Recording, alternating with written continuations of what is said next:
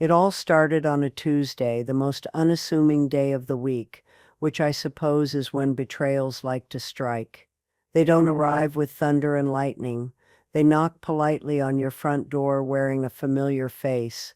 For me, it was the face of my son, Paul, and his wife, Kendra.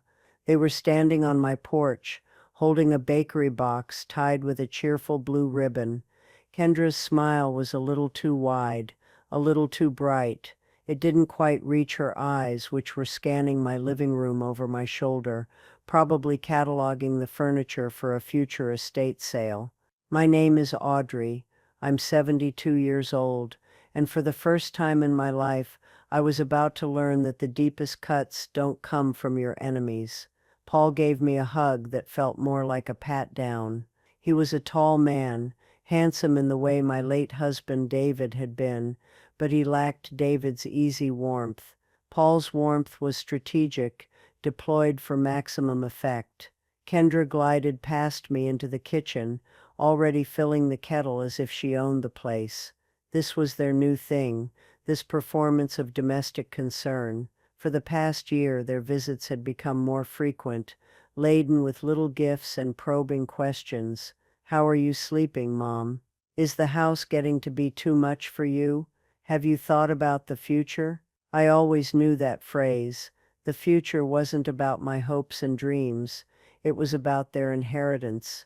We sat at the dining room table, the one David and I had bought 45 years ago, its surface a testament to a lifetime of family dinners, spilled milk, and homework sessions.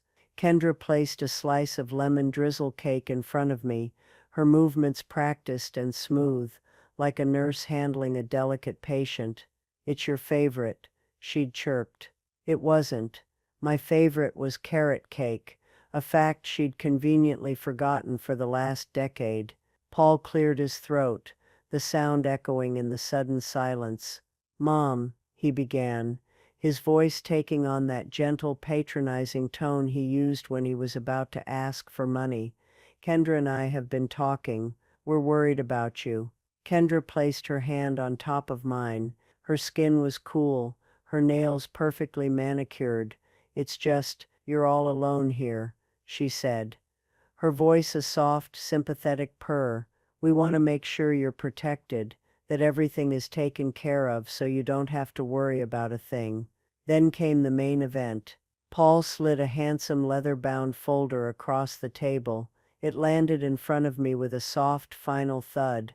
Inside, nestled on crisp, heavy paper, were the documents. Power of attorney. The words seemed to leap off the page, stark and predatory. He'd had them professionally prepared. There were tabs, little yellow stickies with arrows pointing to where I was supposed to sign.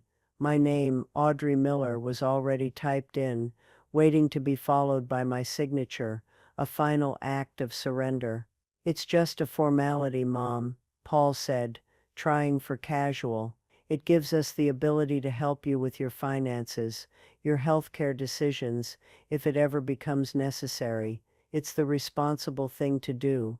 It protects you from, well, from people who might try to take advantage.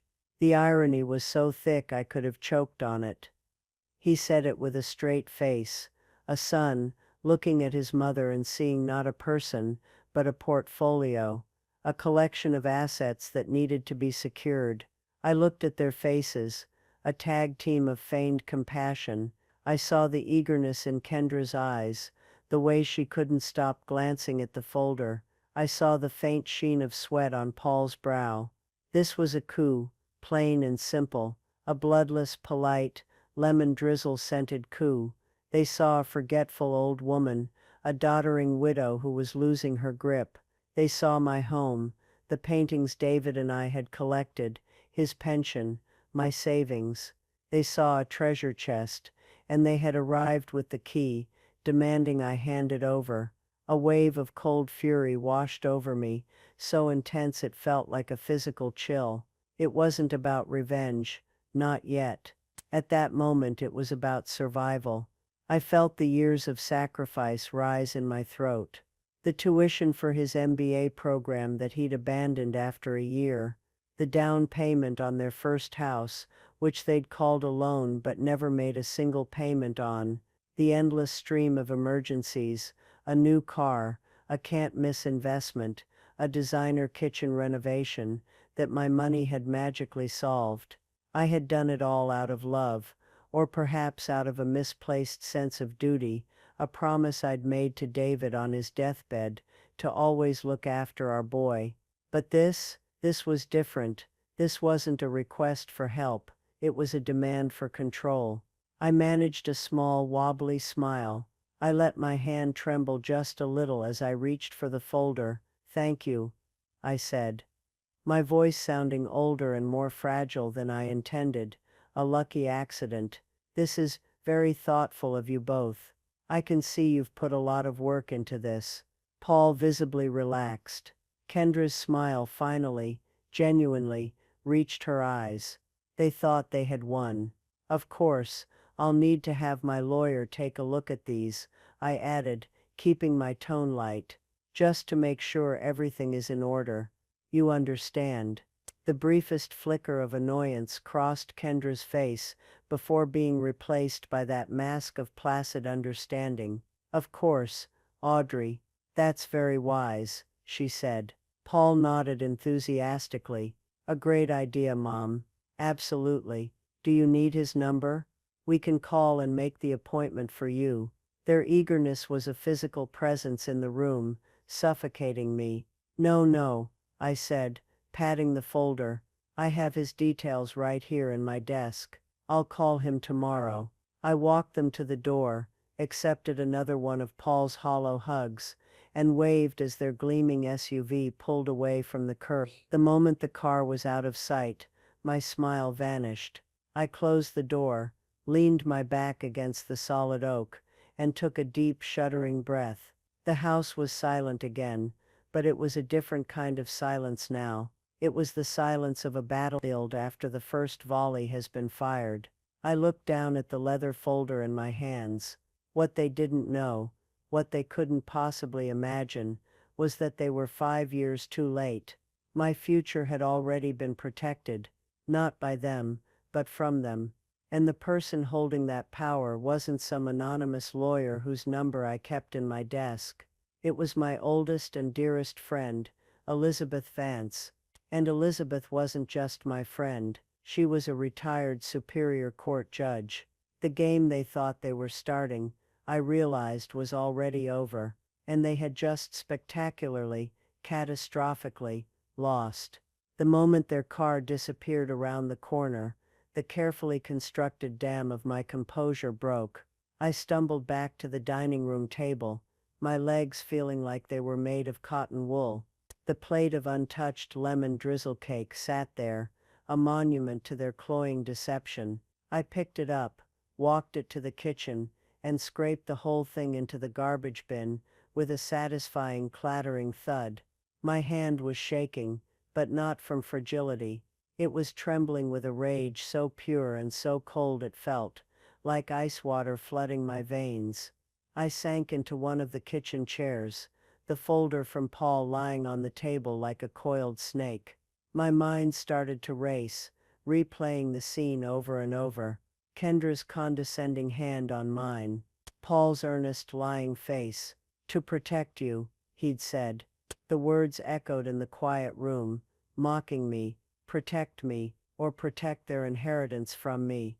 From the possibility that I might live too long, spend too much, or heaven forbid, decide to leave my money to the local animal shelter instead of funding their next luxury vacation. For years I had deliberately chosen to see the best in Paul. I'd told myself his self-absorption was just the folly of youth, even as he approached 40. I'd excused his financial dependence as a temporary setback, a string of bad luck. I'd made a promise to David, a deathbed whisper that had become the central guiding principle of my widowhood. "Take care of our boy Audrey. He's got a good heart, he just needs a steady hand." A bitter laugh escaped my lips. A steady hand. I'd given him a steady hand. A steady bank account. A steady safety net that had allowed him to bounce through life without ever truly hitting the ground. I thought back to the beginning, to the first real test.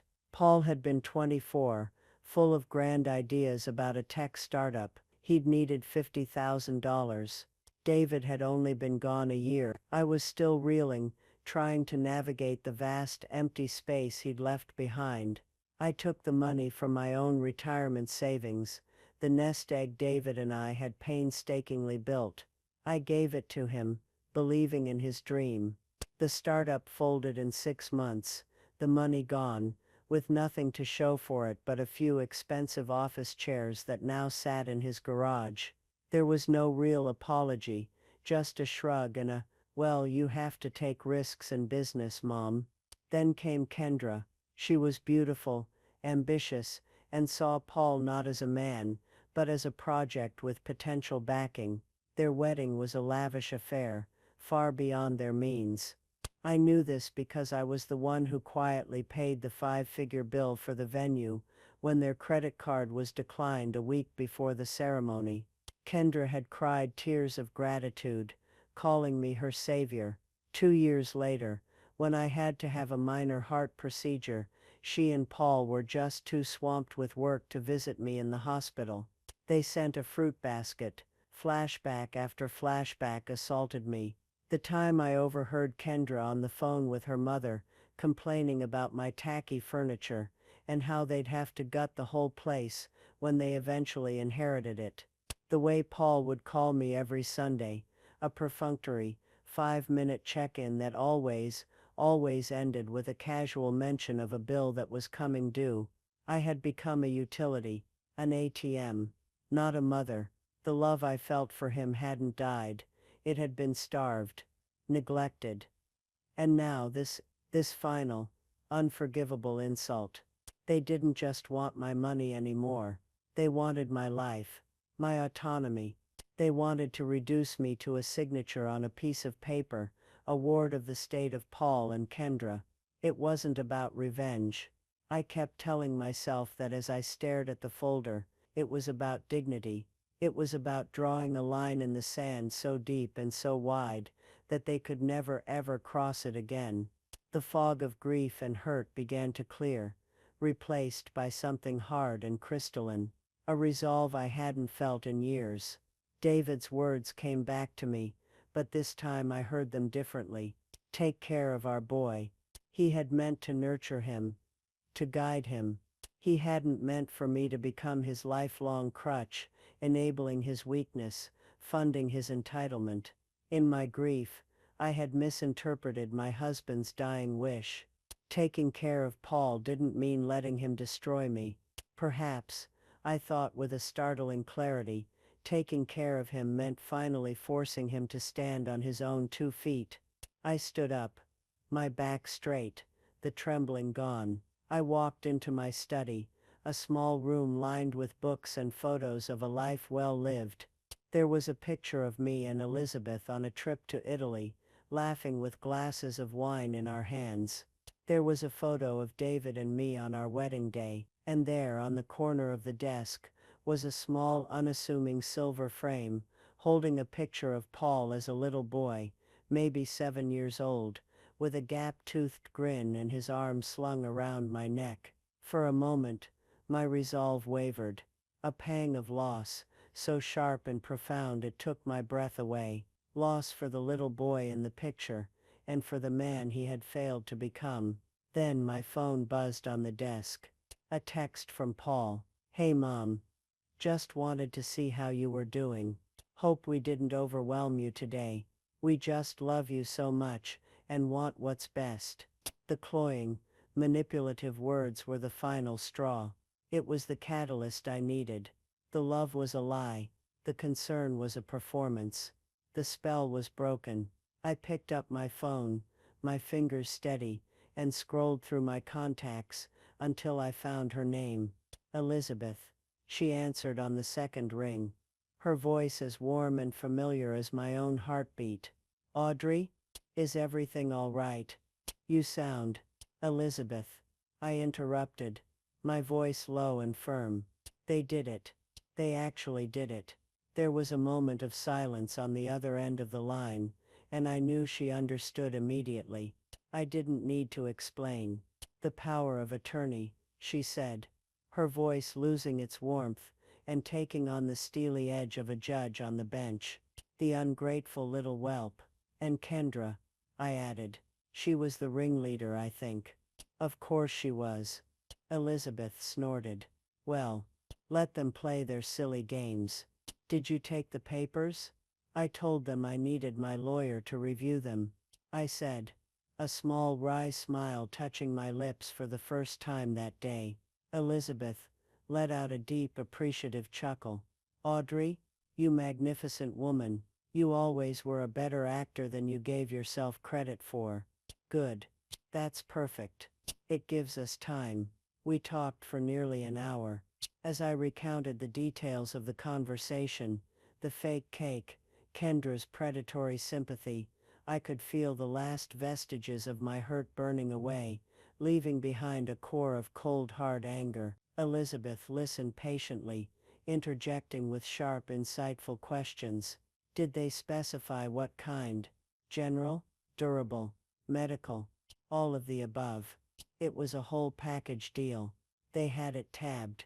Professionally done then. They spent money on this. That shows premeditation. Then her voice softened. Audrey, I have to tell you something. It's part of why I was so insistent about getting your own documents in order 5 years ago. My sister's son Richard, he tried the same thing with her last year. Almost succeeded. She's a trusting soul. And he had her convinced it was just to help her pay her bills online. We only caught it because her bank manager, an old friend, got suspicious and called me. The greed in some people. It curdles them from the inside out. I won't let that happen to you. Hearing her story solidified something in me. This wasn't just my personal battle. It was a silent war being waged against people of our generation, by children who saw us not as parents, but as obstacles to their inheritance. My quiet life, my comfortable home, it wasn't a sign of vulnerability. It was a fortress. And they had just tried to storm the gates. So what's the first move, Lizzie? I asked, using her old childhood nickname. Do you call him? Oh heavens no, she said. And I could hear the grin in her voice. That's the grand finale, my dear. That's the closing argument. No, our first move is much quieter. You and David were smart. Smarter than Paul ever gave you credit for. We're not going to play defense. We're going to remind him of the truth of his situation.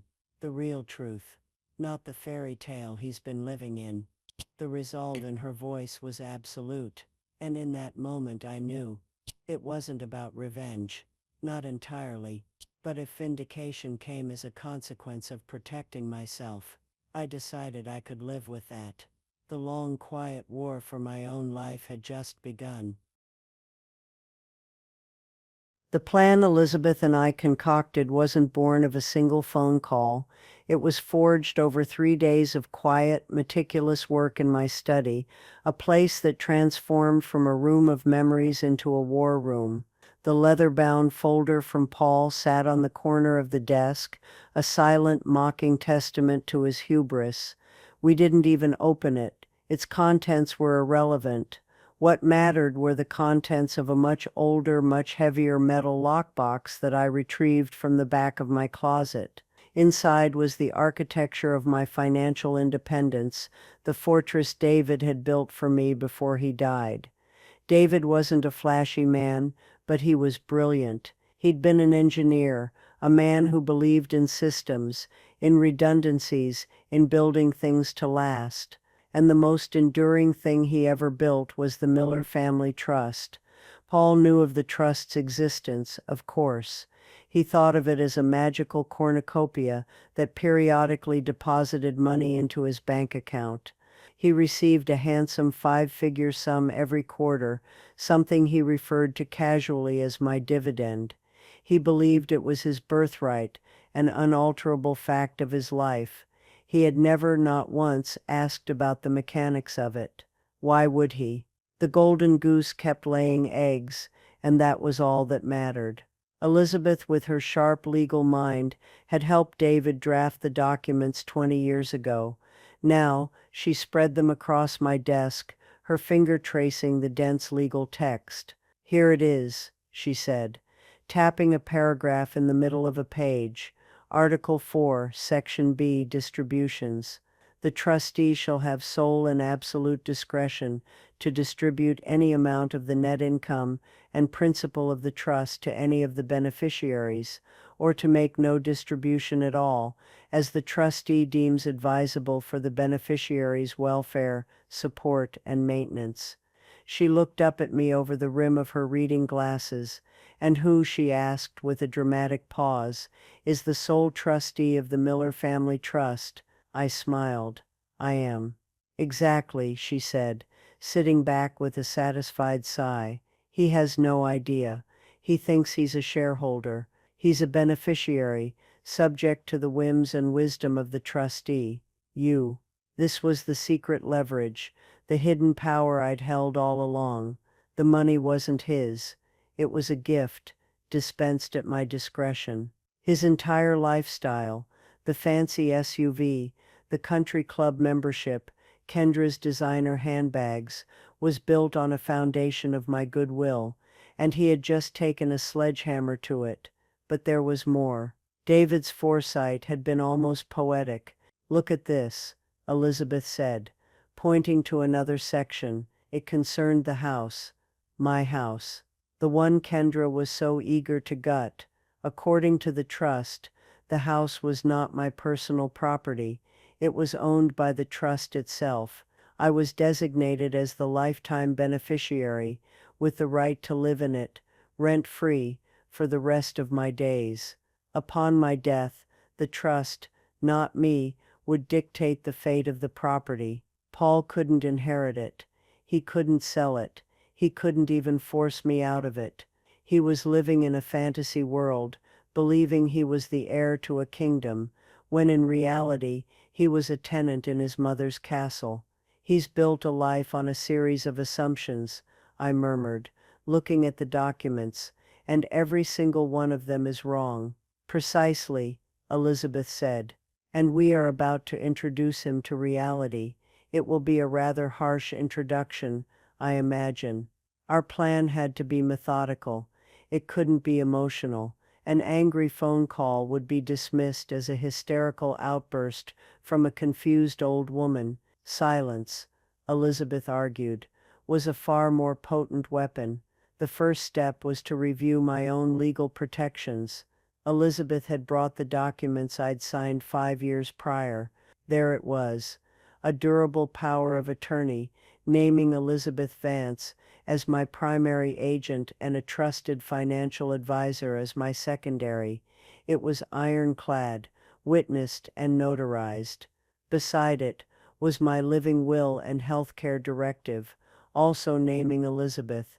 We had done this shortly after David's death, when Elizabeth, fresh from her retirement from the bench, had sat me down for my own serious talk.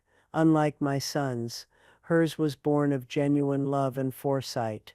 "The world is full of vultures, Audrey," she had said, "and sometimes they're perched on your own family tree." How right she had been. With the legal fortifications confirmed, we moved on to the offensive strategy.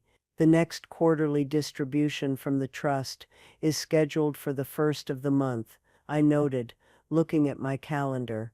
"That's in 4 days." "Then on the 1st of the month," Elizabeth said, a grim smile on her face, "nothing happens. You do not authorize the transfer. You do not answer your phone. You do not respond to his texts. We let the silence do the talking." It felt both terrifying and liberating. For years my life had been a series of reactions to Paul's needs. Now I was being asked to do nothing, to simply stop. "What will he do?" I asked, a tremor of apprehension in my voice. "First he'll be annoyed," Elizabeth predicted, ticking the points off on her fingers. "He'll assume you forgot. Then he'll get anxious. He'll start calling, leaving messages that are a mixture of confusion and passive aggression. Then, when a payment bounces, and a payment will definitely bounce, people like that live right up to the edge of their means. He will panic, and panicked people make mistakes. Our second step was information control. Elizabeth advised me to prepare a simple factual statement, something I could deploy when the inevitable calls from other family members started. She helped me draft it. Paul receives a discretionary distribution from a trust established by his late father. As trustee, I have decided to suspend those distributions while I reevaluate the terms in light of recent events. It's a private family matter, and I hope you can respect that. It was perfect. It was truthful, professional, and gave away nothing. It positioned me as a responsible steward, not a vengeful mother.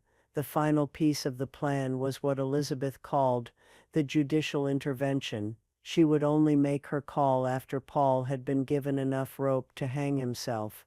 Let him make his move first, she advised. Let him call a lawyer. Let him threaten to have you declared incompetent. Let him put his foolishness in writing. It will only make our position stronger. During those 3 days of planning, something shifted in me. I was no longer just Audrey, the grieving widow, the overly generous mother. I was Audrey Miller, trustee. The weight of that responsibility settled on my shoulders, and it felt good. It felt like strength. I started sleeping through the night for the first time in months. I spent time in my garden, pulling weeds with a newfound vigor. Each weed I ripped from the soil felt like I was reclaiming a piece of my own life. We even dug into Paul and Kendra's finances, using publicly available information. It was grimly fascinating. They had a massive mortgage on a house that was far too big for them, 2 expensive car leases. Their social media was a curated highlight reel of expensive dinners, tropical vacations, and charity galas. They were performing a life of immense wealth, all of it underwritten by the quiet, steady flow of money from a source they didn't understand and had never respected. They weren't just entitled, they were catastrophically reckless. On the 3rd day, my phone rang. It was Paul. I looked at the screen, my heart giving a single hard thump against my ribs. I let it go to voicemail. The message he left was breezy, but with an undercurrent of impatience. "Hey Mom, just checking in again. Have you had a chance to call that lawyer of yours? Kendra and I were thinking we could help you set up the appointment, maybe even drive you there to make it easier on you. Give me a call back." He was still pushing, still trying to manage me. The arrogance was breathtaking. I played the message for Elizabeth. She just shook her head slowly.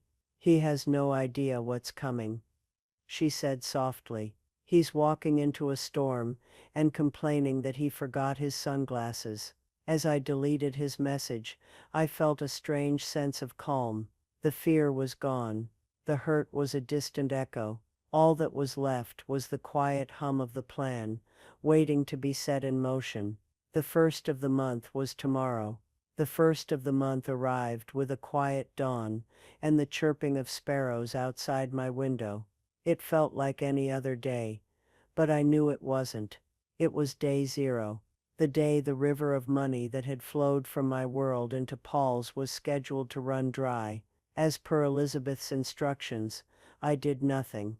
I made my morning tea, read the newspaper, and tended to my roses. I did not log into the trust's bank account. I did not authorize the quarterly transfer. I simply let the deadline pass. The silence from their end lasted until 10:17 a.m. My phone buzzed on the kitchen counter.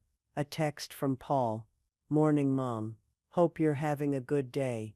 It was a transparently false piece of cheer, a fishing expedition.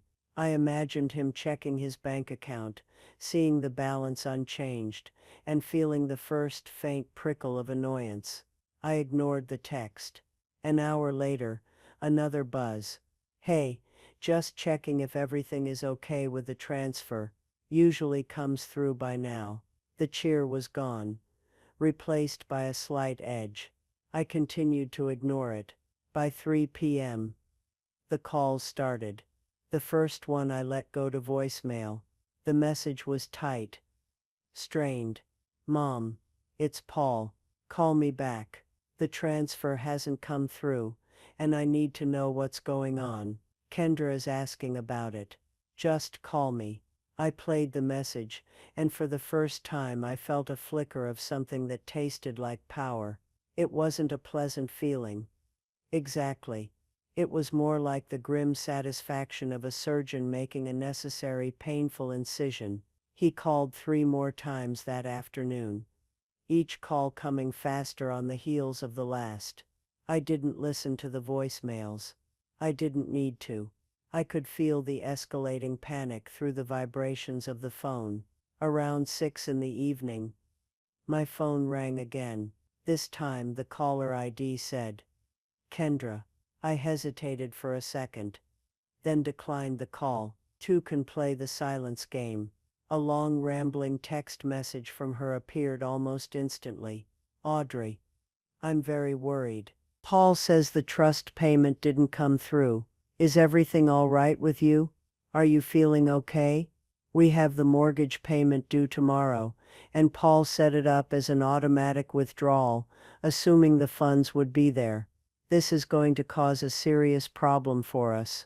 Please, if something is wrong, you need to let us know. We are here to help you. The masterful blend of feigned concern for my well-being and the immediate pivot to their financial crisis was a work of art. The phrase "serious problem for us" was the whole story. I saved a screenshot of the text and sent it to Elizabeth with a single word: showtime. Her reply was instantaneous. The rats are taking the bait. Stay strong. Not a word. The next day was when the real panic set in.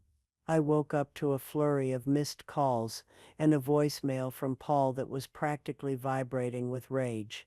I listened to this one, putting it on speaker for effect. Mom, are you seriously not answering your phone? The mortgage payment bounced. It bounced. We got an alert from the bank.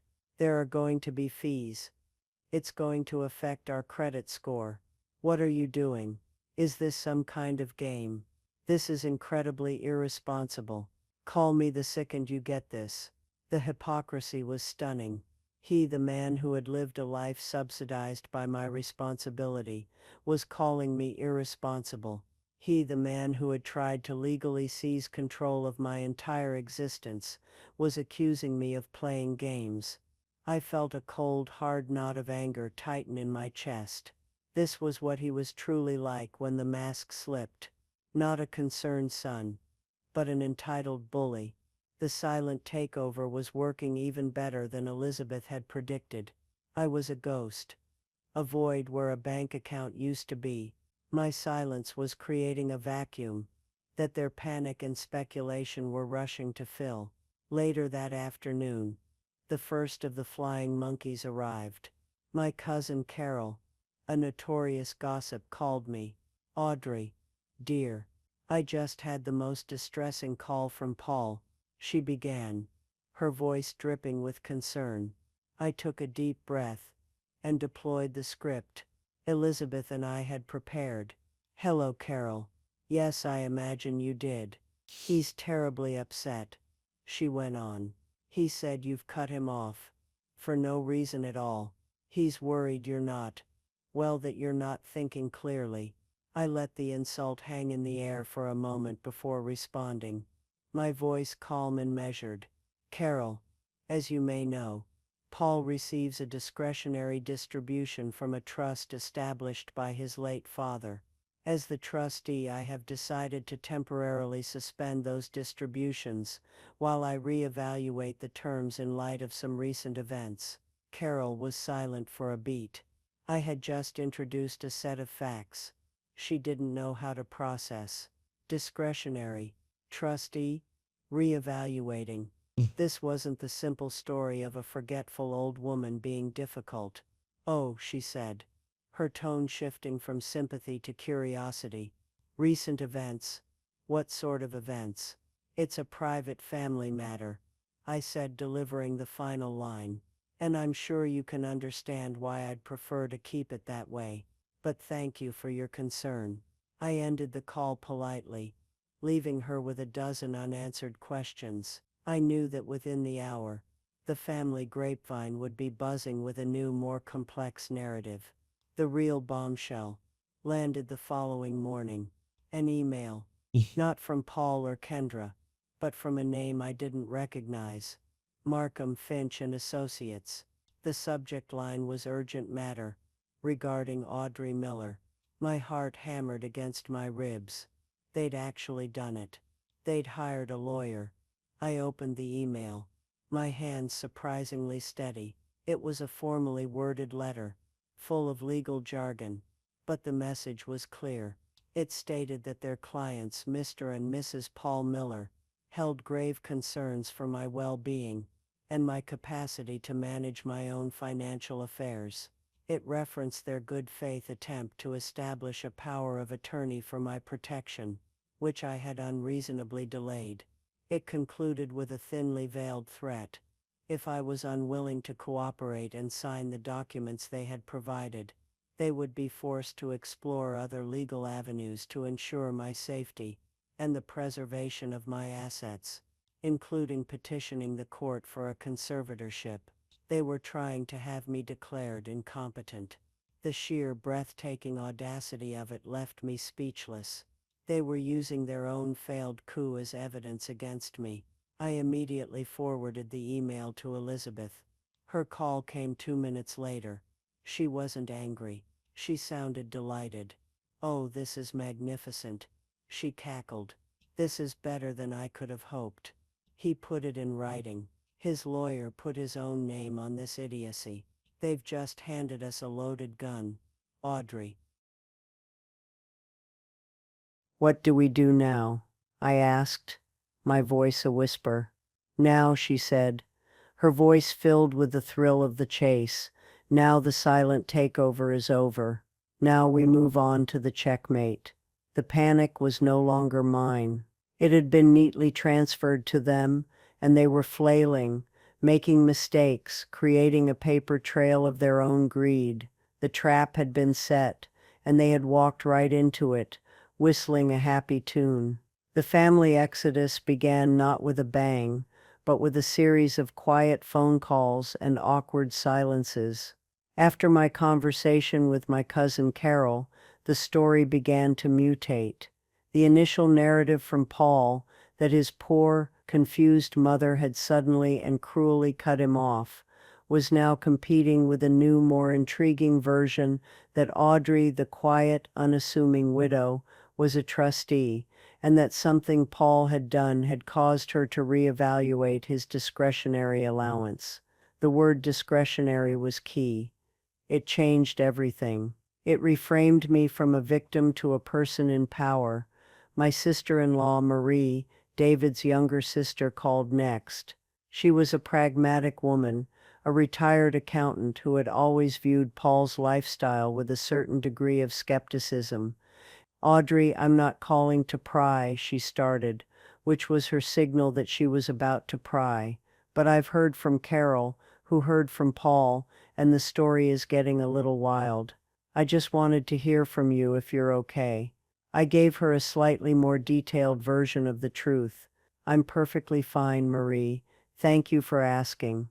Paul and Kendra recently presented me with power of attorney documents they had prepared, urging me to sign over control of my affairs to them. I found the gesture unsettling, and in my capacity as trustee for David's trust, I've decided to pause his distributions until I have a clearer picture of the situation." There was a long pause on the other end of the line. I could almost hear the gears turning in her accountant's brain. "They did what?" she finally asked, her voice sharp. "They tried to get you to sign a POA, while you're the one controlling the trust? Good Lord, the boy has the financial acumen of a head of lettuce." In that moment I knew I had a powerful ally. Marie had never been one for emotional drama, but she had a fierce hatred of stupidity, especially financial stupidity. "Don't you worry, Audrey," she said before hanging up. "You've done the right thing. It's high time that boy learned where the money actually comes from." The family was splitting into two camps. The first camp, led by the more emotional and less informed relatives like Carol, bought into Paul's narrative of the victimized son. The second, smaller but more influential camp, which now included Marie, sided with me. They were the ones who understood the implications of a trust, of a POA, and they were appalled by Paul's blatant overreach. It wasn't a mass exodus, but a slow, quiet peeling away of support from Paul and Kendra. They were becoming isolated, their frantic story losing credibility with every new fact that emerged. Their desperation culminated on a Saturday afternoon. I was in the living room reading a book when a car screeched to a halt in my driveway.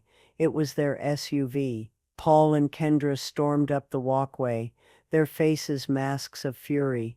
I hadn't even heard them pull up. Paul began hammering on the front door. "Mom, Mom, open this door right now. We know you're in there. We need to talk." I sat perfectly still, my heart pounding. This was the desperate counter-move Elizabeth had predicted. They were trying to force a confrontation on their terms. Kendra's voice, shrill and panicked, joined his. "Audrey, this has gone far enough. You can't just ignore us. Our lawyer says we have every right to be concerned." Their lawyer. The thought made me smile. I stood up, walked to the door, and looked through the peephole. They looked wild, their usual polished composure completely gone. Kendra's hair was a mess, and Paul's face was red and splotchy. I opened the door, but only as far as the security chain would allow. A 6-inch gap of safety. They both fell silent, startled to see me. I looked at them, my expression calm, my hands steady. "Hello, Paul." "Kendra," I said, my voice even. "You're making a scene. The neighbors are watching." Mrs. Henderson from next door was indeed peering through her curtains. "A scene?" Paul sputtered, his voice cracking. "You're destroying our lives, and you're worried about a scene. You cut off my money. You ignored our lawyer. What is wrong with you?" "There is nothing wrong with me, Paul," I said calmly, "which is something you seem to have a hard time accepting. The money, as you call it, is not yours. It is a discretionary gift from a trust that I control. A gift I am no longer inclined to give, given your recent behavior." Kendra pushed forward. "Your behavior? Audrey, we were trying to help you, to protect you, and you're punishing us for it. We have bills to pay. A mortgage." "Yes, I'm aware," I said, my voice turning to ice. "Perhaps you should have considered those bills before you tried to stage a hostile takeover of your benefactor's life. Your financial planning is not my responsibility. It never was." A look of pure, unadulterated hatred flashed across Kendra's face. "You're a cruel, bitter old woman," she hissed. "We will see you in court. We will prove you're incompetent to manage your own affairs, let alone a trust." "Will you?" I asked, raising an eyebrow. "Will you be using the legal notice from your lawyer as evidence? The one where you threatened to have me committed, unless I sign the very documents you ambushed me with? I've saved a copy. I think it will be very illuminating for a judge." The color drained from Paul's face. He looked at Kendra, a flicker of doubt in his eyes. He was finally starting to understand that he wasn't playing checkers with his dotty old mother. He was playing chess with a queen he never even knew was on the board. "This isn't over," he stammered, but his voice lacked conviction. "Oh, I think it is," I said softly. "You just don't know it yet." I closed the door, slid the deadbolt into place, and leaned against it, my body trembling with adrenaline. The power had shifted. It was no longer a secret held in a lockbox. It was out in the open, and it was blinding them. The war wasn't over, but I had just won the decisive battle, right here on my own front porch. The day after the porch confrontation, I woke up feeling a profound sense of peace.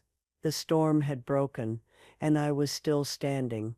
I spent the morning in my garden, the simple act of nurturing life, feeling like a powerful antidote to the toxicity of the past week. Around 11, I sat down in my study with a cup of tea. It was time. I called Elizabeth. They came to the house yesterday. I told her. It was ugly. I recounted the entire scene, their threats, their panic, their final sputtering retreat. Elizabeth listened without interruption. When I was finished, there was a moment of quiet satisfaction on her end of the line. "Good," she said. "They're off balance. They've made threats. They've revealed their hand. They are perfectly primed." "Primed for what?" I asked. "For the closing argument," she replied, her voice imbued with a gravitas that sent a chill down my spine. "It's my turn to call, Audrey. Is that all right with you?" "Yes, Lizzie," I said, my voice firm. "It's time." We didn't discuss what she would say. I didn't need to. I trusted her completely. I hung up the phone and waited. I tried to read my book, but the words blurred on the page. I was imagining the scene playing out miles away. I pictured Paul, probably pacing his oversized living room, his phone buzzing with a number he didn't recognize. I pictured him answering, annoyed, and then hearing that calm, authoritative voice on the other end. The call, as Elizabeth recounted to me later, was a masterpiece of legal precision and psychological warfare. She didn't introduce herself as my friend. She introduced herself by her full name and professional title. "Mr. Miller. My name is Elizabeth Vance. I am a retired judge of the Superior Court, and I am calling you today, in my capacity as legal counsel and holder of durable power of attorney for your mother, Audrey Miller." There was, she said, a long stunned silence on the other end of the line. Paul, who had been prepared for a fight with his mother, was now facing a judge. "Power of attorney," he had finally stammered. "What are you talking about? We have the papers right here. The papers you have are a nullity."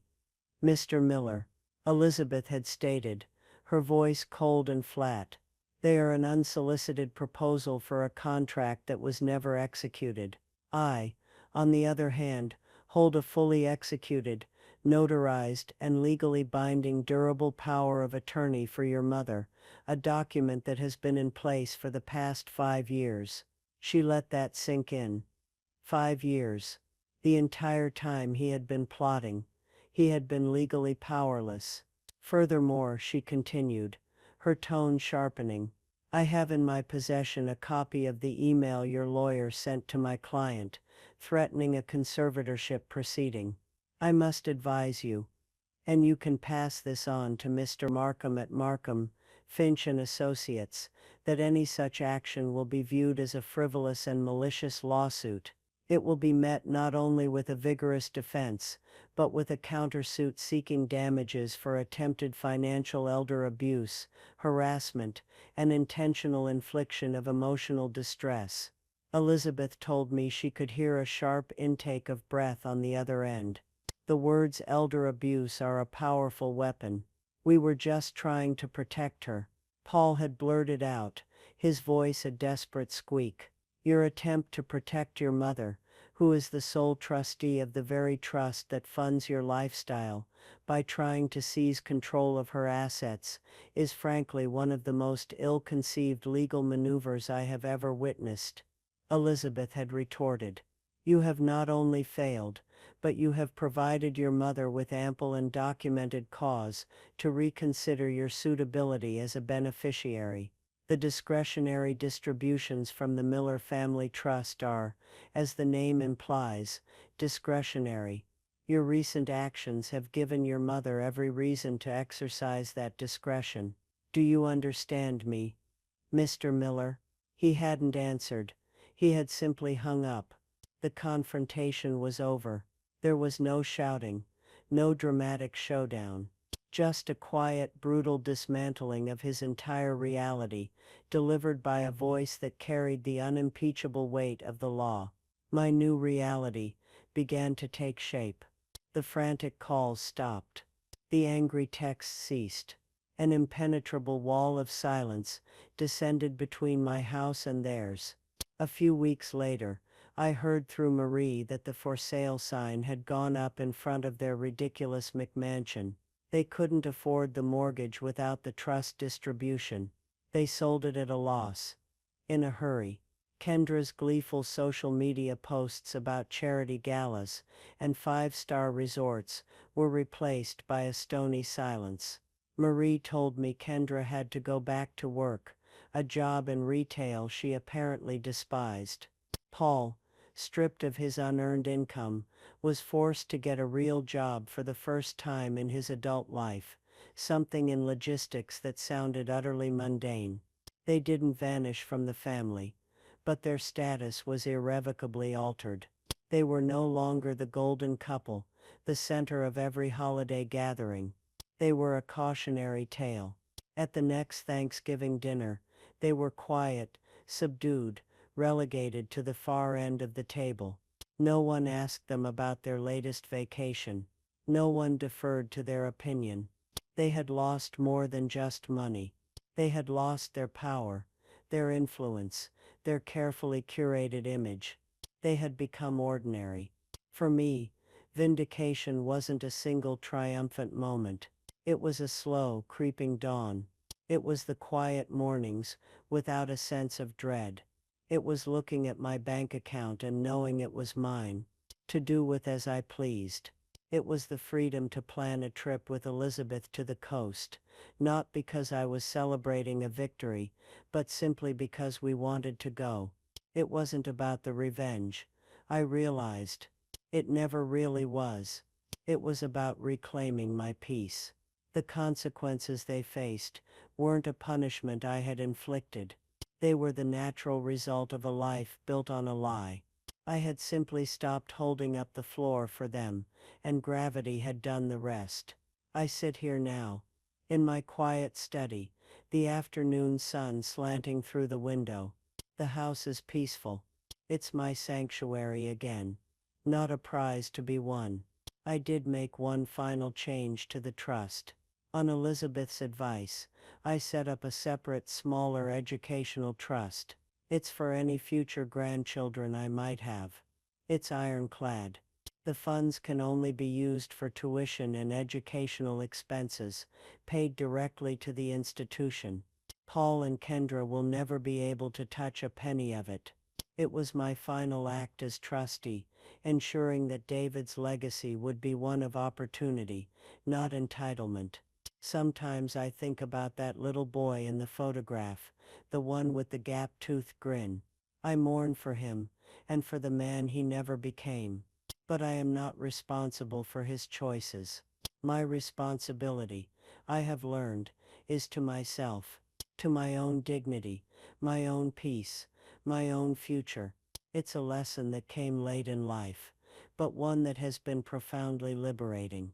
It's a quiet strength, a silent rebellion against being underestimated, and it's a legacy I am far more proud to leave behind. So, here is my story, a story of quiet betrayals, and even quieter victories. And it brings me to you. Maybe you're watching this and see a reflection of your own life. Maybe you felt underestimated, overlooked, or taken for granted. Maybe you're facing your own serious talk from people who claim they want to protect you. If you are, I want you to hear me. Your life is your own. Your strength is not determined by how much you give to others, but by the boundaries you are willing to draw to protect yourself. It's not selfish to stand up for your own dignity. It's necessary. Don't ever let anyone make you feel small in your own life. You are the author of your story, and you get to decide how it ends. Thank you for listening to my story today. If it resonated with you, please consider liking this video and subscribing to the channel. And I'd love to hear from you in the comments below. Have you ever had to draw a line in the sand with someone you love? Share your story, because in sharing, we find strength and realize we are not alone. Remember to take care of yourselves, and I'll see you in the next video.